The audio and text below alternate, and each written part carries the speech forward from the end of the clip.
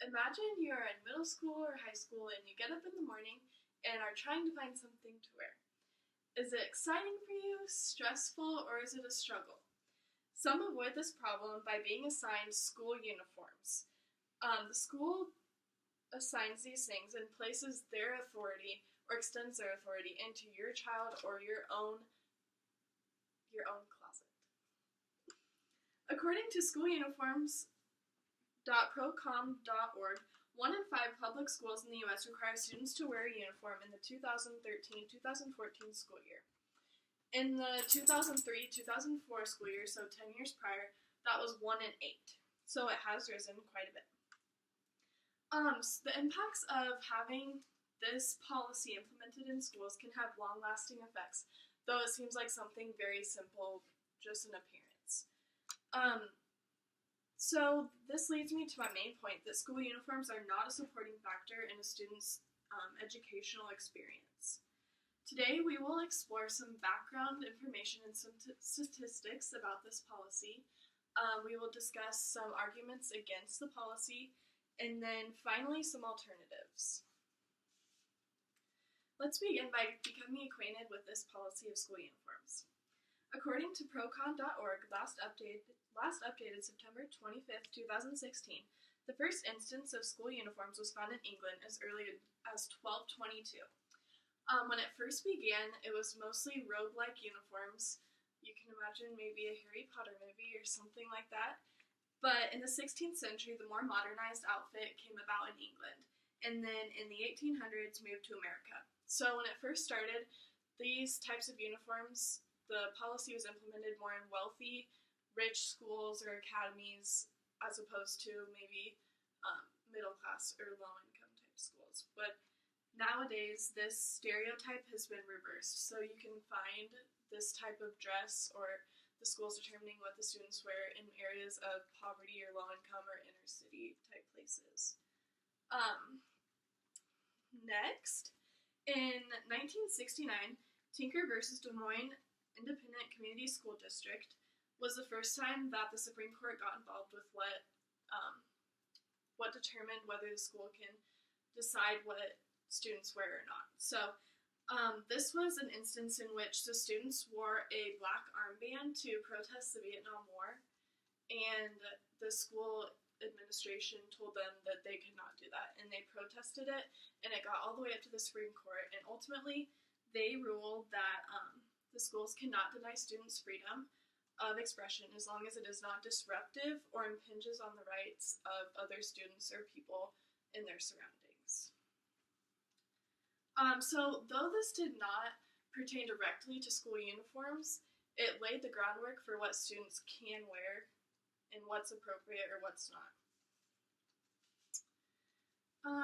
Now let's explore some reasons why this policy is detrimental. First, the restriction of freedom of expression. Next, they are more of a commercial type, the drive for the implementation is more commercial than educational.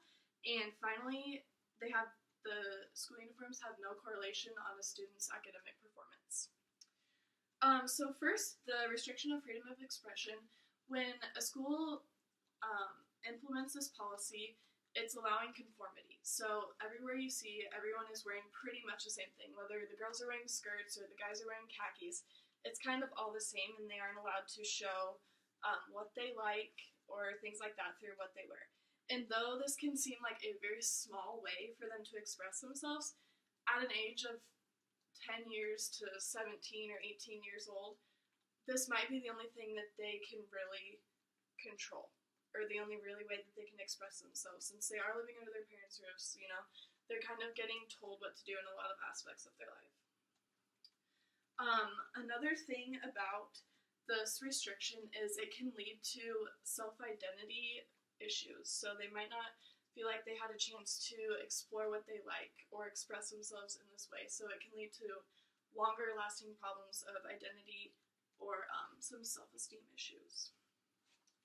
Next, this policy is driven by a commercial interest, and according to an article in the LA Times published July 11th, 2001, The author states that U.S. citizens spend $1 billion a year on purchasing school uniforms. So whether that's the school is contracted with something like JCPenney, or whether mom and dad or whoever are going out and buying these type of clothes for their students, that much money is getting spent on that. So these businesses are benefiting huge from this policy, and I don't think that it's a great, it's not great integrity of why this is being implemented. We're helping a bunch of chain stores instead of thinking about the effects that it could have on the students. And finally, David L. Brunsma published a paper called The School Uniform Movement and What It Tells About American Education, a Symbolic Crusade, in 2004, and researched the topic of whether or not implementing school uniforms had a positive correlation with how students performed or their attitudes about school. So there's kind of a stigma with it that if there's a stigma where school uniforms can look cool or look like these kids really know what they're doing, and then it leads to people being misled about information on that it increases or improves their academic performance when that information has no concrete evidence to back it up. So ultimately, Brunsma found school uniforms to have no effect on school attitudes, students being prepared, or peers' attitudes toward the school. And finally, you would think that schools would be more apprehensive about implementing these policies about school uniforms, but in fact they are not, so we have to explore other alternatives. According to the National Center for Educational Statistics, which is updated pretty much annually, 54% of public schools in the U.S. required a dress code. And there are some issues with that on kids pushing the line or stuff like that, but however, we can put that on the administration to decide whether that's appropriate or not, and then they should be qualified to make that decision. So don't let the kids who maybe push the line a little bit steer administration away from it, because ultimately that will be their responsibility. And another solution is, if school uniforms are a must in a school district, to have maybe one day a week where they can dress down or wear something that they like and allow themselves to be expressed through what they wear. Perhaps they have Monday through Thursday, they have to wear a school uniform, and then Fridays they can wear what they want within some limits, obviously. And so, leads me to the conclusion. I believe I've made a solid argument for why school uniforms should be avoided in school districts. Although at first glance they can seem kind of proper or put together the way that the school looks, they can have long-lasting effects on students, whether it's their self-identity crisis or some self-esteem issues. And then buying the uniforms could be a burden for families, and then it also profits for these businesses, these chain businesses. And finally, that we do have some alternatives that you can bring up to your school district if you have a problem with this. So I urge you to think about the lingering consequences of this policy when looking at certain school districts and their guidelines.